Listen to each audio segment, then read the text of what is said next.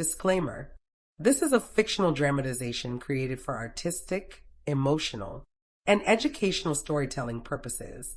All characters and events are entirely fictional and created using AI tools. No impersonation, misrepresentation, or harm is intended. The content contains scenes of danger involving child characters. However, no real persons or minors were involved in its production. Grace's Love Stories produces scripted, AI-generated stories that promote, entertain, inspire kindness, and emotional connection. We respect our viewers and strictly adhere to YouTube's policies. The forest smelled of wet pine and decay, a scent I'd grown to love in my isolation. My cabin sat at the edge of the pack's territory, far enough that I could pretend the rejection didn't sting anymore, close enough that I could still hear the howls on full moon nights. They never called for me. They hadn't in 3 years. I pressed my forehead against the cool window glass, watching the morning mist curl between the trees like ghostly fingers. My breath fogged the pain, and I drew a small heart in the condensation before wiping it away. Foolish. Hearts were for wolves who belonged to someone, and I belonged to no one. The kettle whistled behind me, sharp and insistent. I turned from the window and poured the boiling water over chamomile leaves, watching them unfurl like tiny dancers. My mother used to say chamomile was for clarity and calm. I needed both. The cup warmed my palms as I carried it to the porch, my bare feet silent on the worn wooden planks. That's when I heard it. A soft whimper, barely audible over the morning birdsong. My heart jumped. I set the cup down carefully and descended the 3 steps to the forest floor, following the sound. Behind a rotting log, half hidden in the ferns, I found him. A wolf pup, no more than a few weeks old, his black fur matted with mud, and his golden eyes wide with fear and hunger. "Oh, sweetheart," I whispered, dropping to my knees. The damp earth soaked through my thin nightgown, but I didn't care. "Where's your mother?" He whimpered again, and the sound cracked something open in my chest.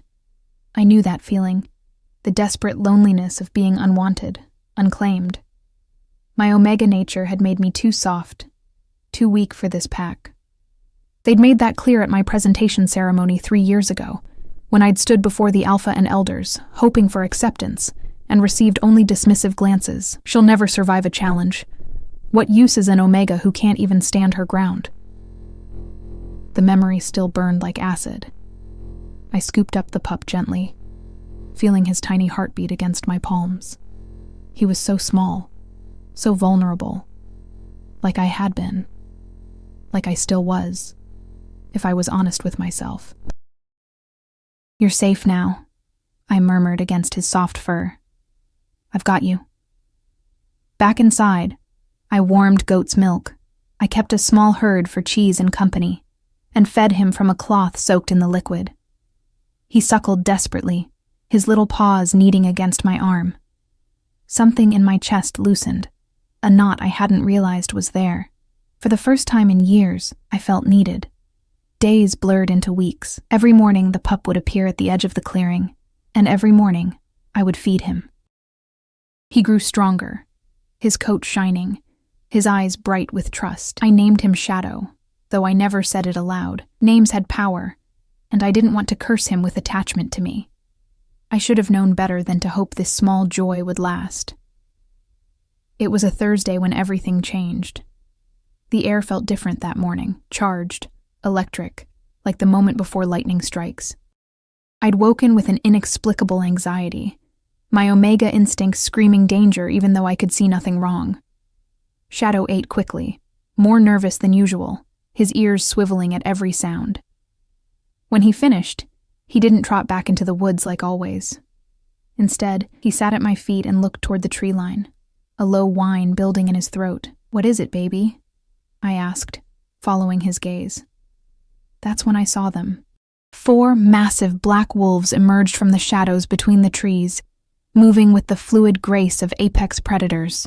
They were enormous, easily twice the size of normal wolves, their muscles rippling beneath glossy fur. But it wasn't their size that stole my breath. It was the intelligence in their eyes, and the coordinated way they moved. These weren't ordinary wolves. These were shifters, and from the raw power rolling off them in waves, they were high-ranking ones. My body reacted before my mind could catch up. I stumbled backward, my omega instinct screaming at me to submit, to show my throat, to make myself small and harmless. But another part of me, the part that had been rejected and survived, the part that had lived alone for 3 years, refused to cower. I bent down and scooped Shadow into my arms, holding him against my chest like a shield. Or maybe he was holding me up. It was hard to tell. The 4 wolves stopped at the edge of my clearing, their golden eyes fixed on me with an intensity that made my skin prickle. The largest one stepped forward, and even in wolf form, I could sense his authority. This was someone used to being obeyed. Someone who commanded respect through presence alone. Alpha energy radiated from him like heat from a forge. My hands trembled as I held Shadow tighter. The pup squirmed, making small yipping sounds, but I couldn't let him go. He was mine to protect now, even if I was terrified. "He's just a baby," I said, my voice shakier than I wanted. He was starving. I was just helping him. The large wolf's eyes narrowed, and for a horrible moment, I thought he would attack. My life flashed through my mind, a short, lonely existence marked by rejection and isolation. Was this how it would end? Torn apart for the crime of showing kindness? But then the wolf did something unexpected. He sat down. The other 3 followed suit, their movements synchronized like a well-trained unit. They watched me with those unnerving golden eyes, and I realized with a start that they weren't here to attack. They were waiting? "I don't understand," I whispered. The lead wolf made a low rumbling sound. Not quite a growl, but something deeper, more complex. Shadow responded with a happy yip, wiggling in my arms until I had no choice but to set him down. He immediately bounded over to the large wolf, who lowered his massive head to nuzzle the pup. The tenderness of the gesture shocked me. This wasn't an attack. This was, "You're his family," I breathed, understanding dawning. The wolf's eyes met mine, and I saw confirmation there, but I also saw something else. Something that made my pulse quicken. Curiosity, assessment, and something I couldn't quite name. It reminded me of the way predators looked at prey, except there was no hunger in it, only interest. One of the other wolves shifted then, the transformation rippling through him like water. When it was done, a man stood before me, tall, lean, with silver scars crossing his bare chest, and eyes that held both amusement and wariness. He was younger than the others, I sensed, but no less dangerous. "You've been feeding Damien's nephew for 3 weeks, he said, his voice carrying a slight accent I couldn't place. "Every morning, same time, same place." My mouth went dry. They'd been watching me. All this time they'd known. "I didn't know he belonged to anyone," I said quickly, my words tumbling over each other. He looked lost and hungry, and I couldn't leave him. "I'm sorry if I overstepped. I didn't mean to interfere with pack business." The man tilted his head, studying me with those sharp eyes. "You're the rejected Omega, the one who lives alone." It wasn't a question, but I nodded anyway. Shame heated my cheeks. Of course they knew. Everyone knew. My rejection had been public, a spectacle for the entire pack to witness. "I'm Ezra," he said, gesturing to himself, then to the others. "That's Silas, Rowan, and Damien." He pointed to each wolf in turn, saving the large one for last. "We've been tracking young Marcus here for weeks. His mother died in a challenge, and he ran before we could catch him." The information hit me like a physical blow. The pup, Marcus, had lost his mother. He knew what it felt like to be alone, to have no one. No wonder he'd kept coming back. "He's been safe with me," I said, my voice steadier now. "I made sure of it." "We know," Ezra replied, and something in his tone made me look up sharply. "We've been watching. You protected him from a fox 2 weeks ago, scared off a coyote last Thursday. For an Omega who can't defend herself, you've done remarkably well." The words were meant as a compliment, I thought, but they stung anyway. A reminder of what I was, what I lacked. Damien shifted then, the transformation so smooth and quick that I barely registered it before he stood before me in human form. He was massive, even as a man. Broad-shouldered, tall, with black hair that fell to his jaw, and a face carved from stone. Scars traced his arms and chest, telling stories of battles won and survived. His eyes, still that intense gold, fixed on me with an expression I couldn't read. "What's your name?" His voice was deep, rough, like gravel and honey combined. "Celeste," I whispered, my name feeling small in my mouth. "Celeste," he repeated, and the way he said it made something flutter in my stomach. "You saved my nephew's life. He would have died without your help." I shook my head quickly. "I just gave him milk. Anyone would have—" "No," Damien interrupted, taking a step closer. I forced myself not to retreat, even though every instinct screamed at me to run. Not anyone. Most would have left him, seeing him as a burden or a threat. "You chose compassion."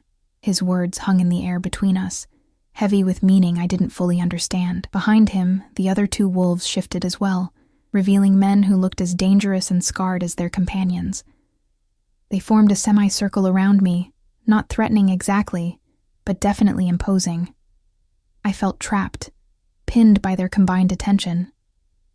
My Omega nature wanted me to look away, to submit, but I'd learned long ago that submission only invited more pain. So I held Damien's gaze, even as my heart hammered against my ribs. "I don't want anything in return," I said quietly. "I helped, because it was the right thing to do. You can take Marcus now. I understand." Something flickered across Damien's face. Surprise, maybe, or respect. "You're letting him go? Just like that?" "He's not mine to keep," I replied, even though the words hurt. "He belongs with his family." For a long moment, no one spoke. The forest sounds filled the silence.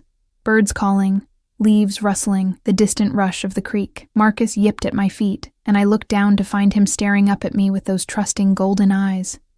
My vision blurred. I would miss him. These past weeks, he'd been my only companionship, my only source of joy. But I'd always known this moment would come. Nothing good stayed with me for long. "What if?" Damien said slowly, his voice cutting through my spiraling thoughts. "You came with us?" I jerked my head up, certain I'd misheard. "What?" "Come back to the Pack Village, as Marcus's caretaker." He paused, then added, "As part of our unit." The world tilted. I grabbed the porch railing to steady myself. "I don't understand. I was rejected. The Pack doesn't want me. The Pack," Ezra said with a sharp smile, "isn't here. We are. And we're not bound by their narrow-minded judgments. We need someone like you," Rowan added, speaking for the first time. His voice was softer than the others, almost gentle. "Someone who sees worth in protecting the weak. Someone with compassion."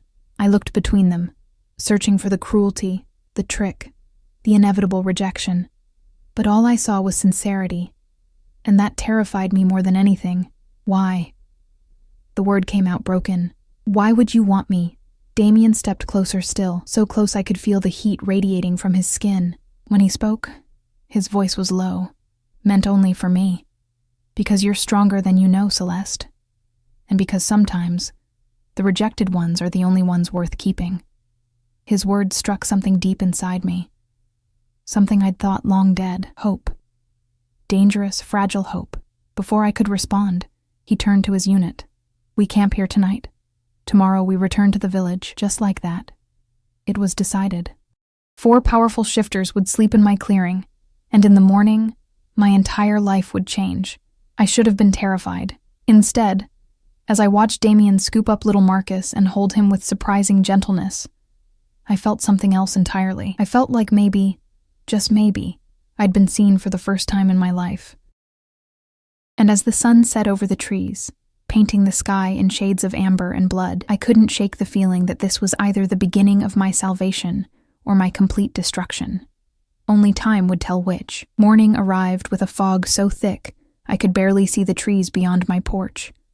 I'd barely slept, hyper-aware of the 4 men camped in my clearing, their presence both comforting and terrifying in equal measure. Every creak of the cabin, Every rustle outside my window had sent my heart racing, though nothing dangerous ever materialized. When I finally emerged, wrapped in a thick woolen shawl against the morning chill, I found them already awake. Damien sat near the remnants of their fire, Marcus curled in his lap, while the others moved about with quiet efficiency. Ezra skinning rabbits they must have caught at dawn, Rowan checking supplies, and Silas sharpening a wicked-looking blade. They looked like they belonged here, in this wild place, like the forest had shaped them from its shadows and roots. "Good morning," I said softly, not wanting to disturb the peace. 4 pairs of eyes turned to me, and I fought the urge to retreat back inside. Damien's gaze lingered longest, tracking from my sleep-tangled blonde hair down to my bare feet, before returning to my face. "There's coffee," he said, nodding toward a pot suspended over the fire. "And meat, if you're hungry." The domesticity of it startled me. These were warriors, leaders, yet here they were offering me breakfast like we were pack, like we were family. I wasn't used to being included in anything. I poured myself coffee, strong and bitter, the way I'd learned to take it, and sat on the porch steps, maintaining a careful distance. Marcus immediately wiggled free from Damien and bounded over, climbing into my lap with happy little growls. "Traitor," Ezra muttered, but his eyes held amusement. 3 weeks, and she's already his favorite person. "He knows who saved his life," Rowan said quietly, watching me with those thoughtful eyes. "Animals always know." I stroked Marcus's soft fur, drawing comfort from his warm weight. "Will he stay with you? If we go back?" "He'll stay with the unit," Damien answered. "We're responsible for him now. That includes you, if you choose to come." There was that word again. Choose. Like I actually had a say in this, like my decision mattered. The novelty of it made my throat tight. "I need to understand something," I said, forcing myself to meet Damien's eyes. "Why does a unit of your rank need someone like me? I can feel your power from here. You're all high-ranking, probably council members or close to it. What could I possibly offer that you don't already have?" Silas snorted, but it was Damien who answered, his expression serious. "You see Marcus as someone worth protecting. Most would see a burden, an orphan with no value." He paused, his jaw tightening. "My sister, Marcus's mother, was killed by someone who thought she'd grown too weak to deserve her position. She'd just given birth. She was vulnerable, and they used that against her." The pain in his voice was raw, barely concealed. I understood then that this wasn't just about Marcus. This was about justice, about honor, about refusing to let vulnerability be a death sentence. "We're not like the rest of the pack," Ezra added, his tone darker. "We don't believe strength is only measured in dominance and aggression. There are other kinds of power: healing, perception, compassion. The pack has forgotten that. They reject what they don't understand," Rowan said, his gentle voice carrying unexpected steel. "Like they rejected you." The words hung in the misty air, truth sharp as broken glass.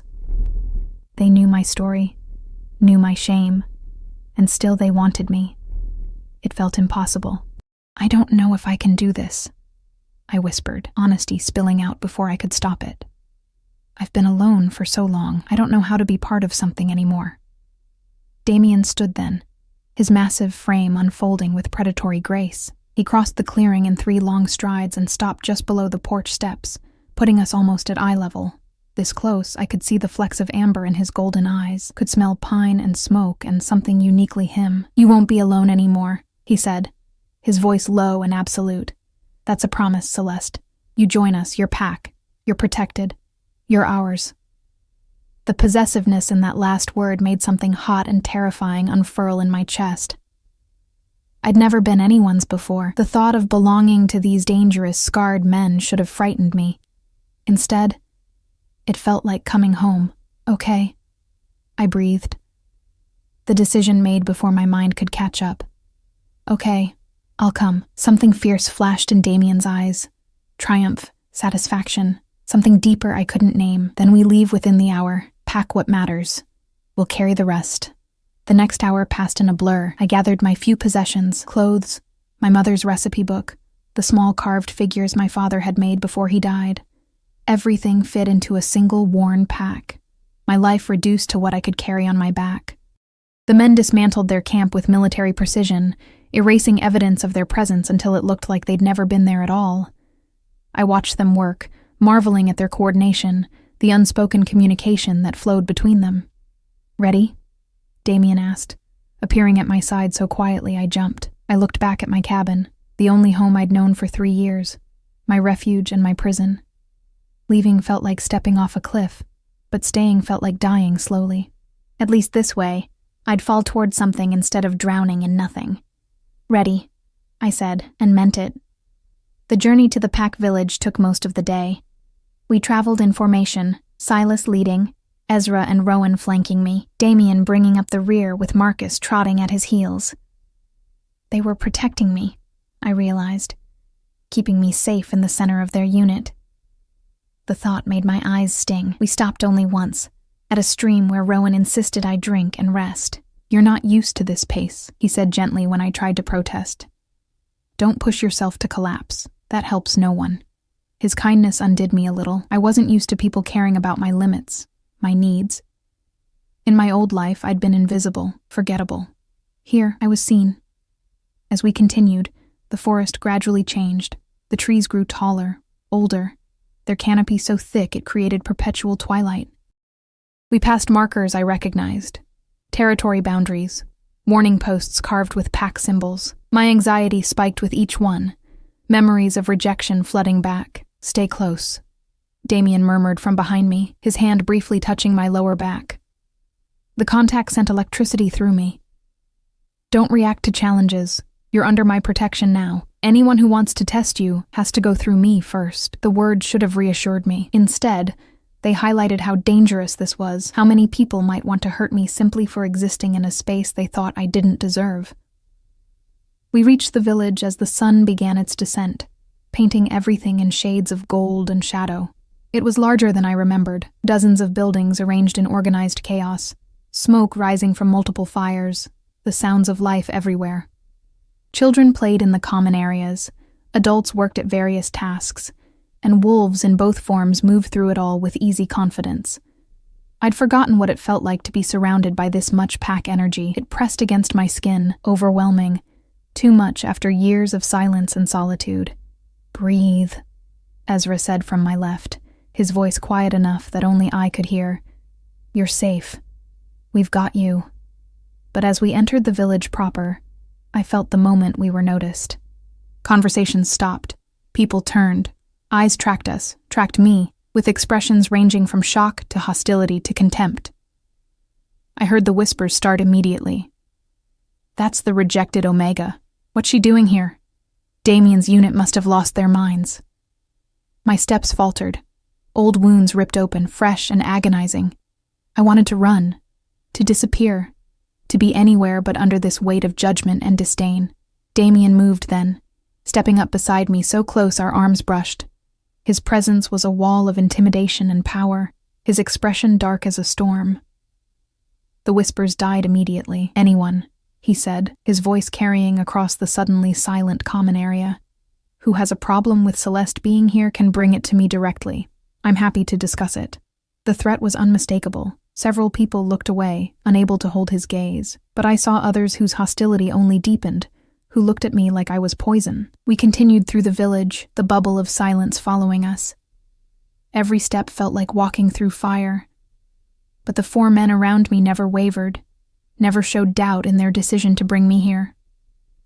We stopped at a large building near the center of the village, beautifully constructed from dark wood and stone, with a wide porch and windows that glowed with warm light. It was easily 3 times the size of my cabin, built for a family or a unit.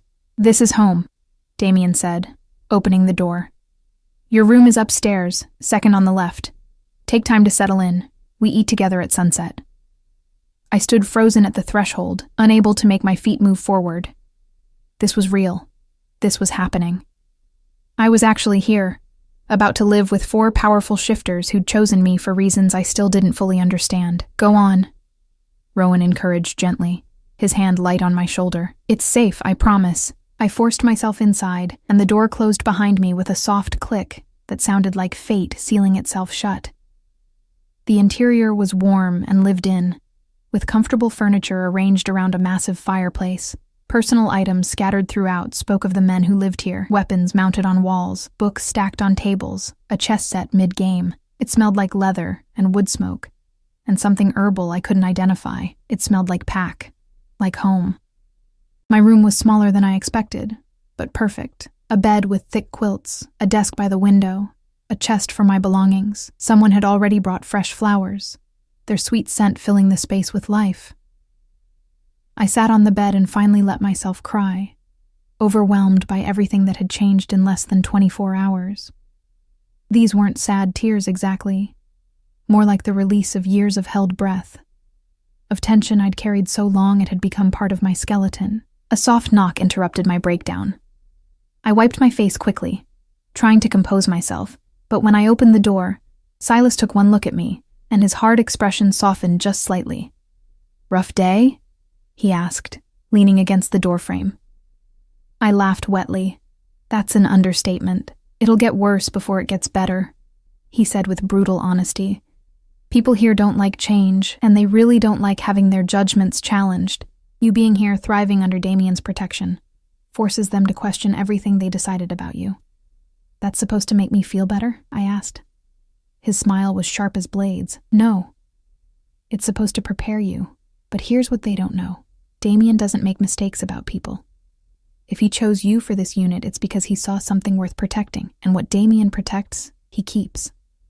The intensity in his words made me shiver. "I don't want to cause problems for you all." "Too late," Silas said cheerfully. "You already have.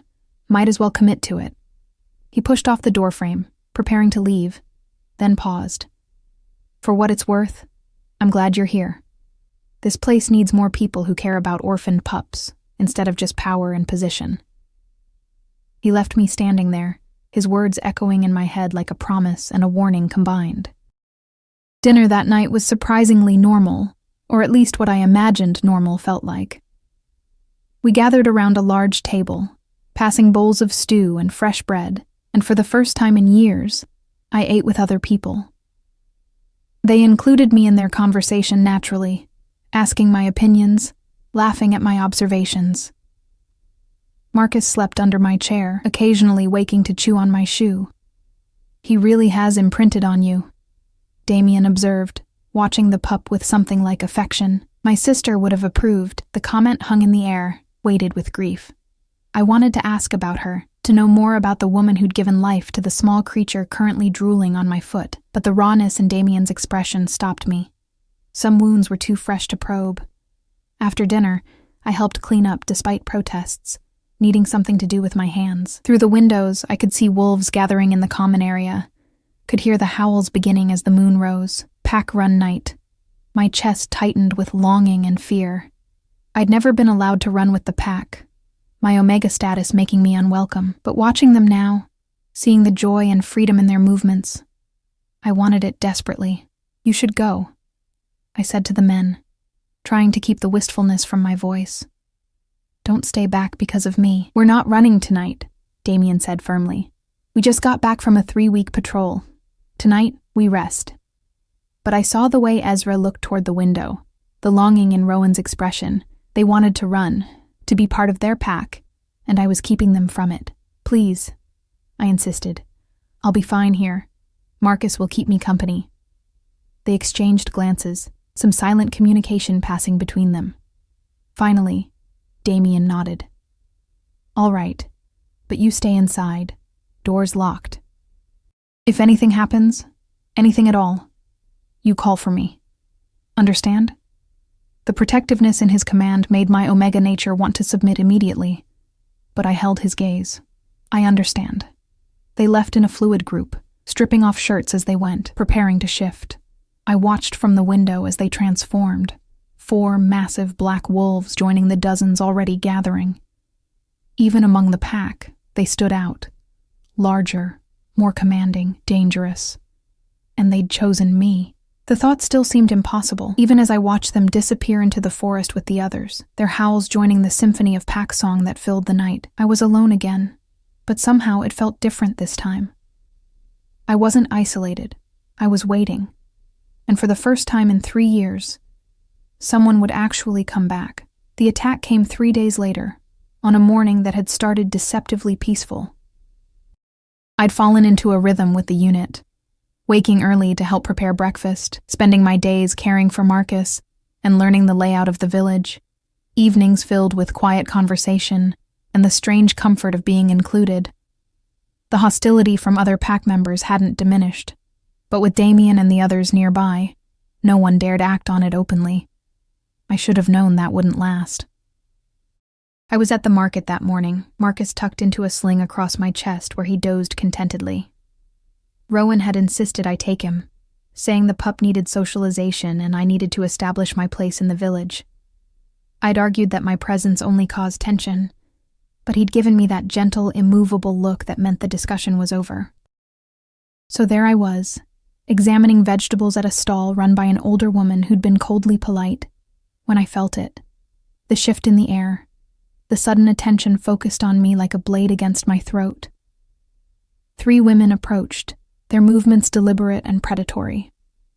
I recognized them immediately, council members' daughters, high-ranking she-wolves who'd made their disdain for me clear since my arrival. The leader, a striking woman named Vera with auburn hair and cruel eyes, smiled as she stopped in front of me. "Look who's playing house with Damien's unit," she said, her voice carrying across the market. Conversation stopped. People turned to watch. "Tell me, Omega, what exactly do you do to earn your keep? I imagine it must be exhausting, servicing 4 warriors." The implication hit me like a slap. Heat flooded my face, shame and anger warring in my chest. Marcus stirred against me, sensing my distress. "I take care of Marcus," I said quietly, trying to keep my voice steady. "That's all." "That's all?" Vera laughed, the sound sharp and mocking. "How noble. The rejected Omega finds purpose as a nursemaid. Though I wonder how long that will last once they realize you're as useless in their home as you were to the pack." Her companions laughed, and others joined in. Not everyone, but enough that humiliation crashed over me in waves. I wanted to run, to hide, to disappear back into the safety of isolation where at least my failures were private. But then Marcus whimpered, and I felt his small body trembling against mine. He was afraid because I was afraid, feeding off my emotional state. And suddenly, I wasn't thinking about my own shame anymore. I was thinking about a tiny pup who'd lost his mother, who'd been starving and alone until someone chose to help him. I was thinking about Damien's sister, killed for being vulnerable. I was thinking about every person who'd ever been deemed worthless for not meeting someone else's definition of strength. "You're right," I said, lifting my chin to meet Vera's eyes directly. "I'm not strong like you. I can't dominate or intimidate. But I kept Marcus alive for 3 weeks when he would have died otherwise. I protected him from predators twice my size because it was the right thing to do. So maybe I'm not what you consider valuable, but at least I know what compassion looks like." The market had gone completely silent. Vera's expression twisted with rage, her wolf rising close to the surface. I could see it in her eyes. She wanted to hurt me, to teach me my place for daring to speak back. "You little—" she started, taking a threatening step forward. "Finish that sentence," a deep voice cut through the tension like thunder. "And see what happens." Damien materialized from the crowd, moving with that fluid, dangerous grace that made him so terrifying. His expression was calm, almost pleasant, but his eyes burned with barely controlled fury. Behind him, Ezra, Silas, and Rowan formed a wall of intimidating muscle and predatory threat. Vera paled slightly but held her ground. She was disrespectful. She defended herself, Damien corrected, his voice deceptively soft, against 3 high-ranking wolves who cornered and humiliated her in public. Funny how you see that as disrespect instead of cowardice on your part. "Damien, you can't seriously—" "I can," he interrupted, stepping closer to me until his presence enveloped me completely. His hand came to rest on my lower back, a claiming gesture that everyone watching would understand. "Celeste is under my protection. That means she's untouchable. It means anyone who threatens her threatens me. Do I need to make that clearer?" The threat hung in the air, terrible and absolute. Vera looked like she wanted to argue, but even she wasn't foolish enough to directly challenge Damien's authority. She'd lose, and everyone knew it. "This isn't over," she hissed, then turned and stalked away, her companions following. The crowd dispersed slowly, conversations resuming in hushed tones. I stood frozen, Marcus clutched to my chest, trying to process what had just happened. I'd stood up for myself. I'd spoken back to a high-ranking wolf, and I'd survived. "You okay?" Ezra asked, appearing at my side with concern in his sharp features. I nodded, not trusting my voice. My whole body was shaking now that the adrenaline was fading, leaving me hollow and exhausted.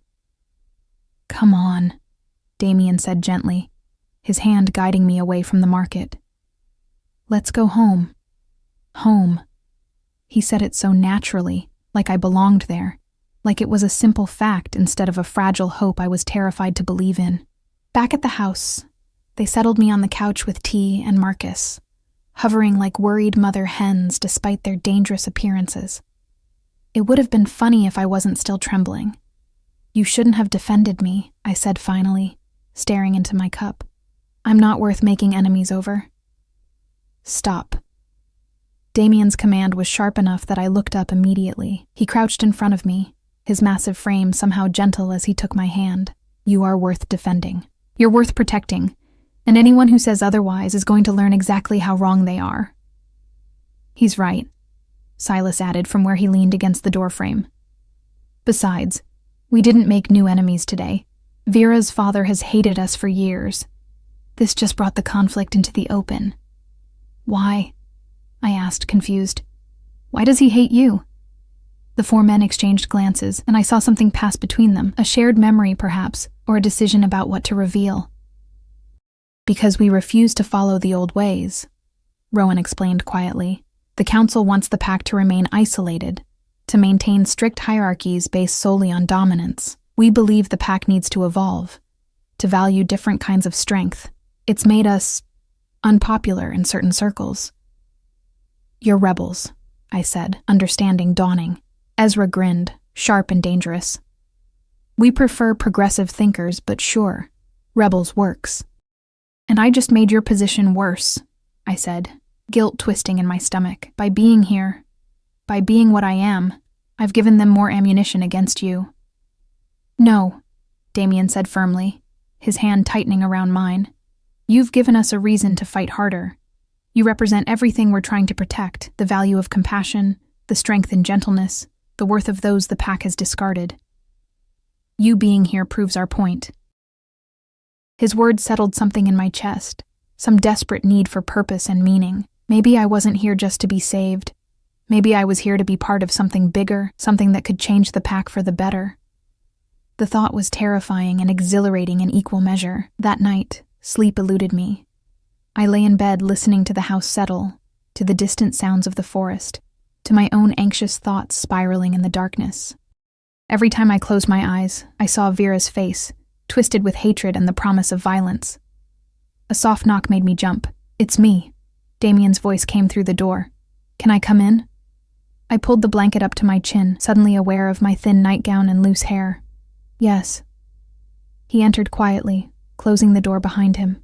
In the moonlight streaming through my window, he looked like something carved from shadow and silver. Beautiful and dangerous and utterly overwhelming. "Can't sleep?" he asked, moving to sit on the edge of my bed. I shook my head. Too much running through my mind. Want to talk about it? The invitation surprised me. In my old life, no one had cared about my thoughts or fears. They'd been invisible, just like me. But Damien sat there, patient and present, actually wanting to know what troubled me. "I'm scared," I admitted, the words tumbling out in the darkness where it felt safer to be honest. "Of Vera, of the council, of disappointing you all. I'm scared that I'll prove everyone right about me being worthless, that I'll fail Marcus, that you'll realize bringing me here was a mistake." Damien was quiet for a long moment, and I wondered if I'd said too much, revealed too much weakness. But then he reached out and tucked a strand of blonde hair behind my ear. His touch gentle despite the calluses on his fingers. "You know what I see when I look at you?" he asked softly. "I see someone who spent 3 years alone and didn't become bitter or cruel. I see someone who helped a dying pup without expecting anything in return. I see someone who stood up to 3 high-ranking wolves today, even though you were terrified, because you refused to be diminished. His hand lingered near my face, and I found myself leaning into the warmth of it without thinking. You're stronger than you believe, Celeste. That's what scares them. Not your weakness, your strength. The kind of strength that can't be beaten into submission or forced into silence. The kind that endures. Tears burned behind my eyes. No one had ever spoken to me like this. Like I mattered. Like I was seen. I don't feel strong, I whispered. The strongest people never do, he replied. They just keep going anyway. He stood then, and I felt the immediate loss of his presence like cold water. But he paused at the door, looking back at me with an expression I couldn't quite read in the shadows. Get some sleep, Celeste. Tomorrow's a new day, and we face it together. After he left, I lay in the darkness, his words echoing in my mind. Together. I wasn't alone anymore. The thought was still so foreign, so fragile. But maybe, just maybe, I could learn to believe it. The next morning brought unexpected developments. I woke to raised voices downstairs. Not angry, exactly, but intense. Concerned, I quickly dressed and descended to find the unit gathered around the table with a fifth person I didn't recognize. He was older, with silver threading through his dark hair, and an air of authority that made even Damien seem deferential. Celeste, Damien said when he spotted me, his expression unreadable. This is Elder Thorne. He's requested to speak with you. My heart dropped. Council elders didn't visit for pleasant reasons. They visited to pass judgment, to enforce rules, to punish those who stepped out of line. I almost fled back upstairs, but Rowan caught my eye and gave a subtle nod of encouragement. Miss Celeste, Elder Thorne said, his voice gravelly but not unkind. I've heard interesting things about you. Please, sit. I sat, my hands clenched in my lap, waiting for whatever punishment was coming. I understand you've been caring for young Marcus, he continued, studying me with shrewd eyes, and that you had an altercation with Vera yesterday. I didn't mean to cause trouble, I said quickly. I was just... He held up a hand, silencing me. I'm not here to reprimand you. I'm here because what happened yesterday revealed something important. We have a problem in this pack, Miss Celeste. We have orphaned and vulnerable wolves falling through the cracks because we're so focused on strength and dominance that we've forgotten how to care for our weak. I stared at him, not understanding where this was going. Damien's unit has proposed something radical, Elder Thorne continued. They want to establish a sanctuary program, a place where orphaned pups, injured wolves, and those struggling to find their place can receive care and protection. They've recommended you to run it. The world tilted. What? You have a gift for caregiving, the elder said. You kept Marcus alive when he should have perished. You showed him compassion when the rest of the pack didn't even know he existed. That's the kind of person we need for this program. But I'm just... I started, then stopped. Just what? Just an Omega? Just a rejected wolf? Just someone worthless? Damien's words from last night echoed in my mind. You're stronger than you believe. I don't have any training, I said instead, trying to be practical even as hope fluttered dangerously in my chest. I don't know what I'm doing. You'll learn, Elder Thorne said simply. Rowan has medical knowledge. Ezra understands combat and defense. Silas knows survival skills. Damien commands respect. Together, you'll build something that can help this pack heal, if you're willing. I looked around the table at the 4 men who'd changed my life in a matter of days. They watched me with varying expressions. Damien's intense and certain, Ezra's challenging, Silas's curious, Rowan's gentle and encouraging. They believed in me. They saw value where everyone else saw weakness. And maybe, just maybe, they were right. Yes, I said, my voice growing stronger with each word. Yes, I'm willing. I want to help. Elder Thorne smiled, and for the first time since my rejection 3 years ago, I saw approval in a pack leader's eyes. Good. We begin preparations immediately. Welcome to your new purpose, Celeste. As he left, and the reality of what I'd just agreed to settled over me, I felt something shift deep in my chest. This was more than acceptance. This was transformation. I was no longer just the rejected Omega living on the edges of pack territory. I was becoming someone who mattered. The sanctuary took shape over the following weeks, transforming an abandoned building on the village's eastern edge into something that felt like hope, made tangible. The structure had once been a communal lodge, left to decay after a fire damaged one wing years ago. Now, with the unit's help and surprising support from several pack members, it was becoming a refuge. I threw myself into the work with desperate intensity, needing to prove I deserved this chance. Every morning, I woke before dawn to scrub floors, repair walls, and organize supplies. Rowan taught me basic first aid and herb lore, his patient instruction filling gaps in my knowledge. Ezra showed me defensive positions and escape routes, insisting I know how to protect those in my care. Silas helped me understand territory markers and safe zones, his practical wisdom invaluable. And Damien was everywhere, a constant presence that both steadied and unsettled me. He worked beside me in comfortable silence, his massive frame somehow fitting into the smallest spaces as we rebuilt. Sometimes I'd catch him watching me with an expression I couldn't decipher, intense and searching, like he was looking for something specific and finding more than he expected. The tension between us grew like summer thunder, heavy and electric, waiting to break. "You're doing too much," he said one afternoon, finding me scrubbing the main hall floor on my hands and knees despite the exhaustion making my arms shake. "You need to rest." "I need to finish this," I countered, not looking up. "The first arrivals come in 3 days. Everything has to be perfect. It doesn't have to be perfect, it has to be functional." He crouched beside me, his presence overwhelming in the empty space. "And you have to be healthy enough to actually help them. When's the last time you ate?" I paused, trying to remember.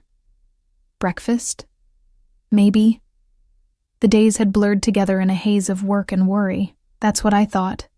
He stood, pulling me up with him. His hands lingered on my arms, steadying me when I swayed. "Come on. We're eating and then you're resting."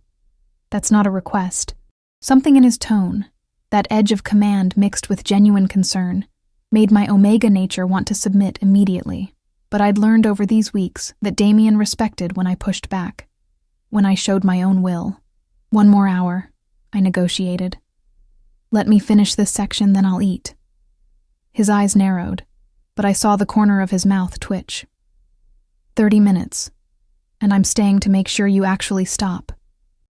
He settled against the wall, arms crossed, watching me work with that unnerving intensity. I tried to ignore him, but awareness prickled across my skin with every movement.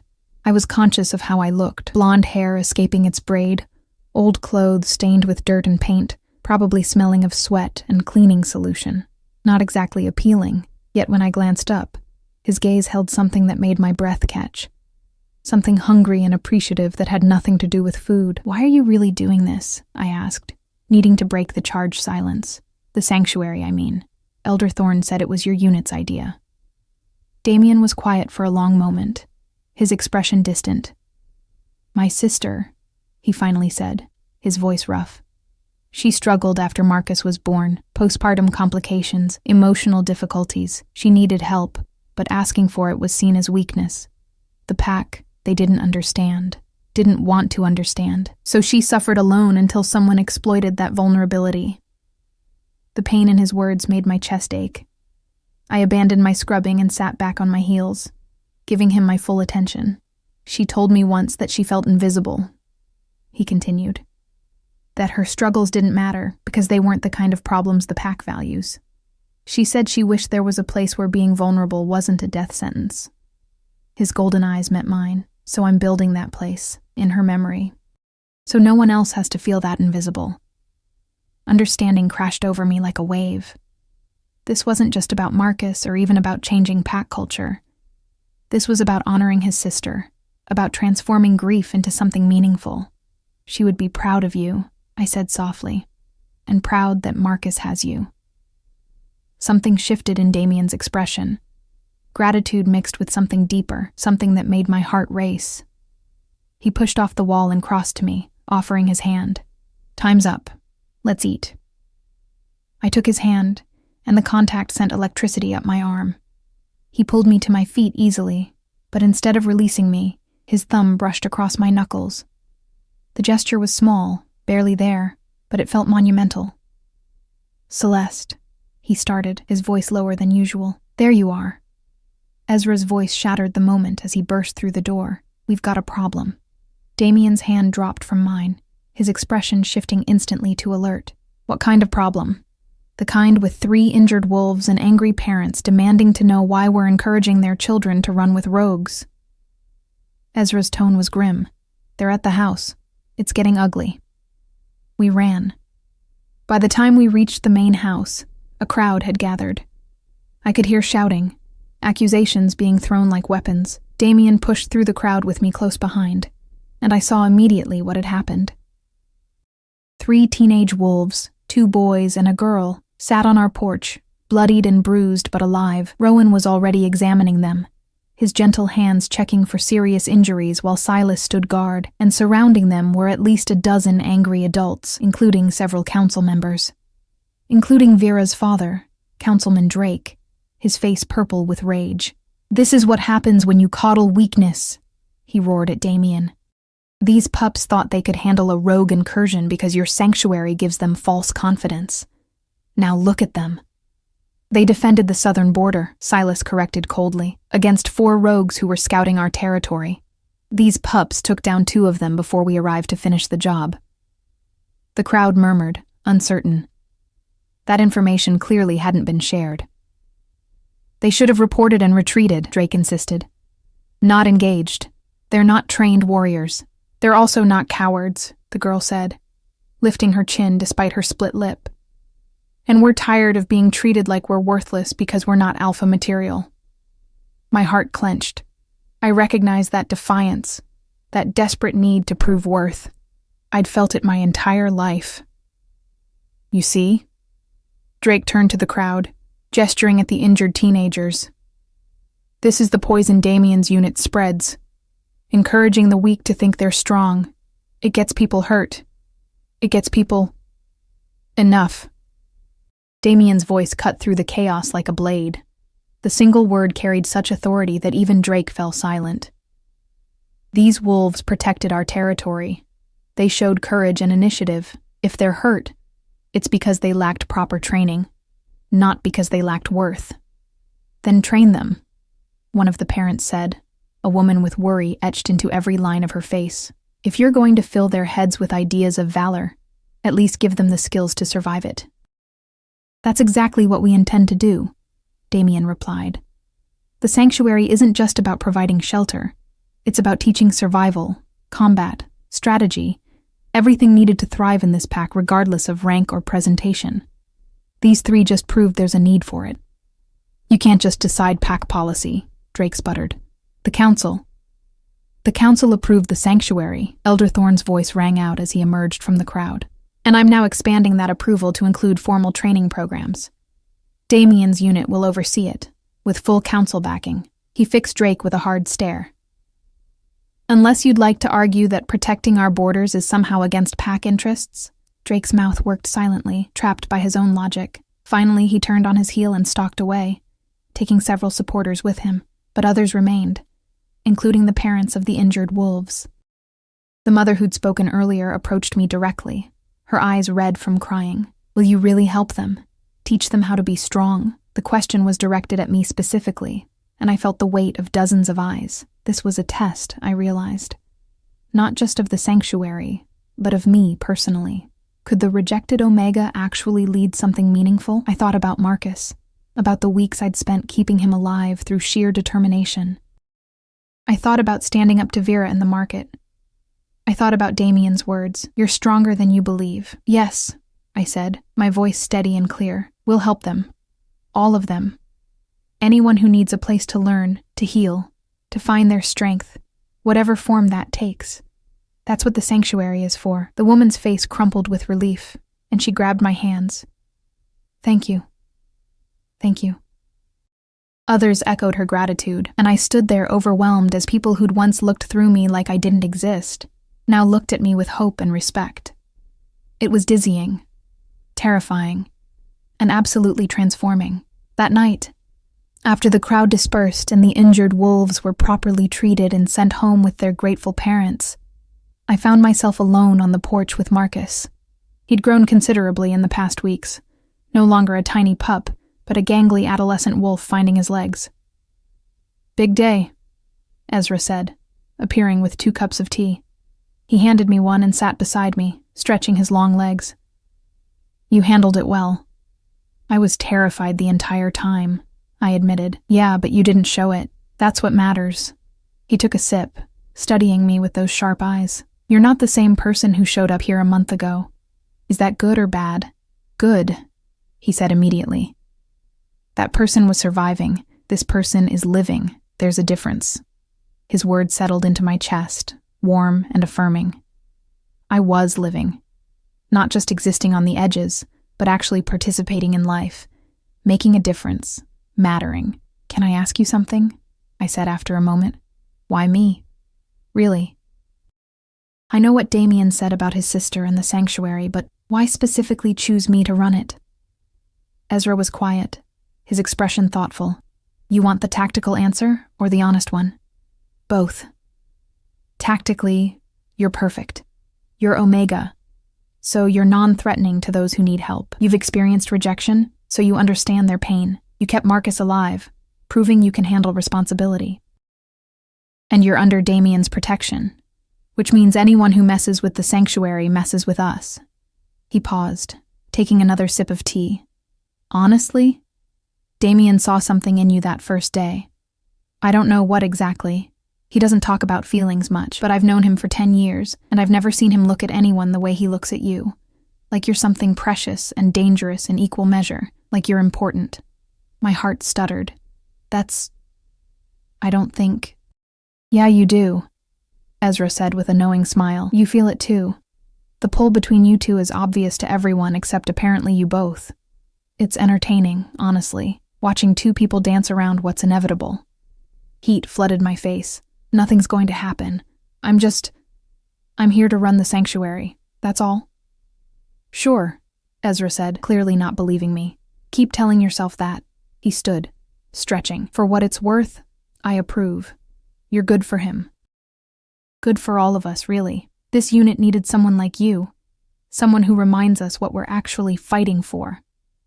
He left me there, my mind spinning with implications I wasn't ready to examine. The pull between Damien and me, I'd felt it, of course. The charged glances, the careful touches, the way my heart raced whenever he entered a room. But I'd assumed it was just my Omega nature responding to his alpha presence, nothing more. Except it felt like more. It felt like recognition, like 2 damaged souls finding something whole in each other. The door opened behind me, and I knew without looking who it was. My body responded to Damien's presence like a compass finding north. "Couldn't sleep?" he asked, sitting where Ezra had been. "Too much to process," I admitted. "Today was a lot," he finished, "but you were incredible. The way you spoke to that mother, the certainty in your voice, you made them believe, made them hope. I'm still terrified I'll fail," I confessed. "That I'll let everyone down. You won't." His certainty was absolute, "And even if you stumble, we'll be there to catch you. That's what Pack means, Celeste. You're not alone in this." I turned to look at him, and the intensity in his golden eyes stole my breath. In the moonlight, he looked like something from a dream, beautiful and dangerous and impossibly real. "Damien," I whispered, not even sure what I was asking. He reached out slowly, giving me time to pull away, and cupped my face with his hand. His touch was gentle despite the calluses, reverent despite his strength. "You're remarkable," he said softly. "I need you to know that. Not because of what you do or how useful you are, just because of who you are, the way you care, the way you persist, the way you choose compassion, even when the world has given you every reason to be hard. That's remarkable." Tears burned behind my eyes. No one had ever spoken to me like this, like I was valuable simply for existing. "I don't know how to do this," I admitted. "How to be close to someone. I've been alone so long. We'll figure it out together," he said, "if that's what you want." Did I want it? The question felt rhetorical. Of course I wanted it. I wanted him with an intensity that terrified me. Wanted this connection, this belonging, this feeling of being truly seen. "Yes," I breathed. I want... A howl split the night. Sharp, desperate, wrong. Damien was on his feet instantly, his body tense and alert. Another howl joined the first, then another, creating a chorus of distress that made my skin crawl. "Something's wrong," he said, already moving toward the door.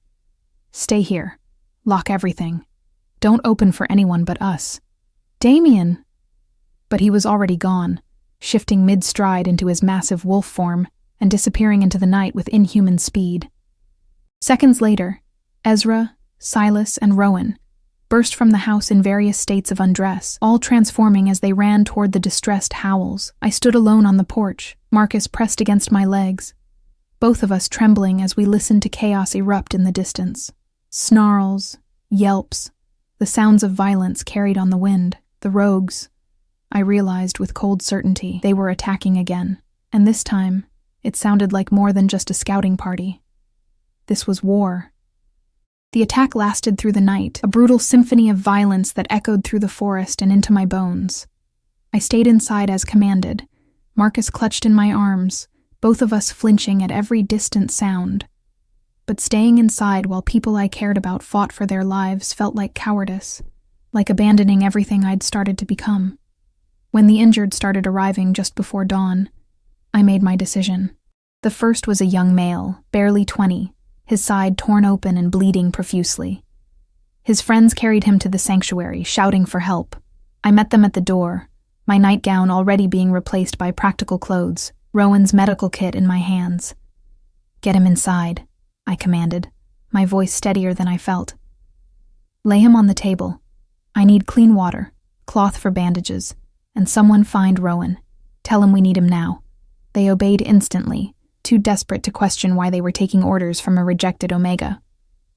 I worked quickly, using everything Rowan had taught me, applying pressure to slow the bleeding, cleaning the wound, assessing the damage.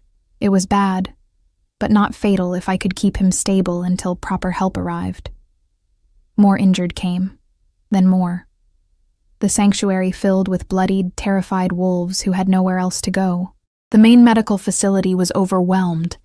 Someone explained breathlessly. They needed space, needed help, needed anyone who knew anything about healing. So I became that person. I moved between patients with Marcus at my heels, my hands steady even as my heart raced. I delegated tasks to those who were uninjured. Fetch water, tear cloth, hold this person down while I set their leg. The teenagers from yesterday appeared, battered but determined to help despite their parents' protests. "We can do this," the girl said fiercely, meeting my eyes. "Tell us what to do." And I did. Because in that moment, rank didn't matter. Presentations didn't matter. Only survival mattered, only helping each other through the darkness until dawn brought relief. Rowan arrived an hour later, bloodied but alive, and his presence was a relief so profound I nearly collapsed. He assessed the situation with quick efficiency, then caught my shoulder. "You did well," he said, his gentle voice carrying absolute sincerity. "Really well. I'll take the critical cases. You handle the minor injuries and keep everyone calm. Can you do that?" I nodded, and we fell into a rhythm, him handling the life-threatening wounds while I managed everything else. The sanctuary became exactly what we'd envisioned, a place where the vulnerable could find help, where those who didn't fit the pack's narrow definition of strength could still contribute and matter. The battle ended as the sun rose, painting the sky in shades of pink and gold that felt obscene against the night's violence. Damien returned with Ezra and Silas, all three of them covered in blood and exhaustion, but alive. The relief that crashed through me was so intense, I had to grip the doorframe to stay upright. Damien's eyes found mine immediately across the crowded sanctuary, and something passed between us. Recognition, gratitude, something deeper that made my chest tight. He started toward me, but a council member intercepted him, demanding a report. Duty called. Even in the aftermath of trauma, I turned back to my work, finishing the bandage on a young girl's arm while her mother watched with tears streaming down her face. "Thank you," the woman whispered. "Thank you for being here, for helping her." "That's what we're here for," I replied, and meant it with every fiber of my being. The next few days passed in exhaustion and purpose. The rogues had been driven off but not eliminated, meaning constant vigilance was required. The sanctuary remained full of injured wolves, and I barely left except to sleep a few hours when someone physically forced me to rest. On the third day after the attack, Elder Thorn visited again. I was in the garden behind the sanctuary, teaching the teenagers how to identify medicinal herbs, a small moment of normalcy in the chaos. "Celeste," he called, approaching with an expression I couldn't read. "Walk with me?" Anxiety spiked through my exhaustion, but I nodded and followed him away from listening ears. We walked in silence for several minutes before he spoke. "The council met this morning," he said. "There's been discussion about recent events, about the sanctuary, the training program, and your role in all of it." My heart sank. Here it came. The inevitable rejection, the reminder that I'd overstepped, that someone like me couldn't actually matter. "Councilman Drake has formally accused you of overreaching your authority," Thorn continued. "He claims you endangered lives by playing healer without proper training or rank. Several others support him." The words hit like physical blows. After everything I'd done, all the people I'd helped, they were still trying to tear me down. Still trying to prove I was worthless. "However," Thorn said, his tone shifting, "he was outvoted. Significantly. The majority of the council, and more importantly, the majority of pack members whose families you helped, support not just maintaining the sanctuary, but expanding it. They want you officially recognized as Sanctuary Keeper, with full authority to provide medical care, training, and refuge to any pack member who needs it." I stopped walking, certain I'd misheard. "What?" "You saved 17 lives during that attack, Celeste. 17 wolves who would have died without your intervention. You organized chaos into order, turned frightened teenagers into effective helpers, and proved that strength comes in many forms." He smiled, the expression warm and genuine. "The pack sees that now. Most of them anyway. Drake and his supporters are a minority, and their influence is waning." "I don't understand," I whispered. I'm nobody. And rejected Omega who..." "You're the Sanctuary Keeper," Thorn interrupted firmly. "You're the wolf who kept Marcus alive, who stood up to Vera, who ran toward danger instead of away from it. You're the wolf who reminded this pack what compassion looks like. That's not nobody, Celeste. That's a leader." The word hit me like lightning. Leader. Me, the Omega who'd been deemed too weak to matter, too soft to survive. Now being called a leader by an elder of the pack. "There will be a ceremony in 3 days," Thorn continued. "A formal recognition of your position and authority. Damien has insisted you be given full council protection, which was approved unanimously. You'll be untouchable, Celeste. Official pack." Tears spilled down my cheeks before I could stop them. Official pack. The thing I'd wanted so desperately 3 years ago. The acceptance I'd mourned losing. Now it was being offered freely, earned through my actions rather than my presentation. I don't know what to say. I managed through the tears. "Say yes," Thorn replied gently.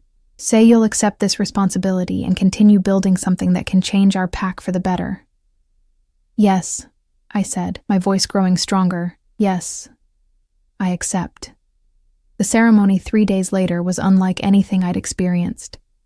The entire pack gathered in the central clearing, hundreds of wolves in both human and animal form creating a sea of bodies and energy. I stood at the center, wearing a simple dress the unit had given me, my blonde hair braided with flowers by the teenagers who'd become my unlikely assistants. Elder Thorn conducted the ritual, speaking words of recognition and acceptance that washed over me like healing water. When he asked if anyone objected to my appointment, Drake stood, but so did dozens of others, drowning out his protest with their support.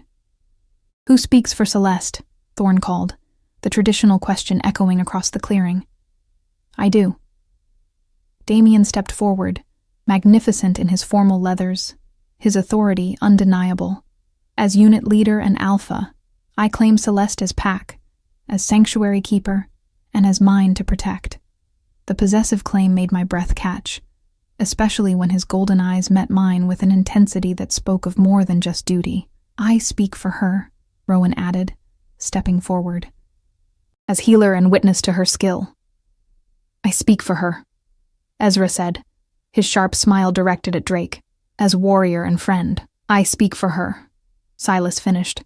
As packmate and ally, 4 powerful voices claiming me, defending me, choosing me.